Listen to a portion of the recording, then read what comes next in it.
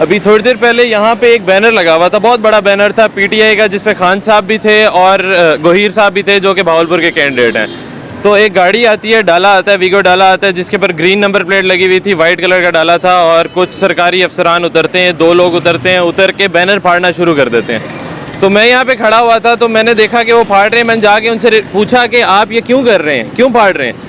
तो जिसकी बेसिस पे उसने जवाब दिया कि कल सुबह हमज़ा आ रहा है। मैंने कहा कौन हमज़ा आ रहा है? तो कहते कि वज़ीर आला हमज़ा शहबाज आ रहा है। मैंने कहा वज़ीर आला तो 2 हैं, उस्मान बुज़दार भी है, हमज़ा शहबाज भी है, तो कौन सा वज़ीर आला? उसने कहा वज़ीर आला हमज़ा शहबाज आ रहा है। तो मैंने उन्हें कहा कि भाई अगर आप ये फाड़ रहे हो ना तो वो भी फाड़ो, जमात इस्लामी के बैनर साथ लगे हुए, वो क्यों नहीं फाड़ रहे भाई?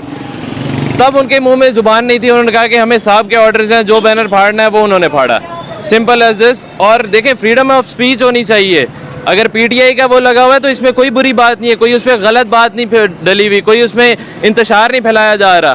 तो आप जमात इस्लामी के भी फाड़ें, नहीं तो ये भी करें, फाड़ने हैं बैनर सब के फाड़ें, सारी जमातों के फाड़ें, लेकिन किसी एक को टारगेट नहीं करें, ये बात गलत है।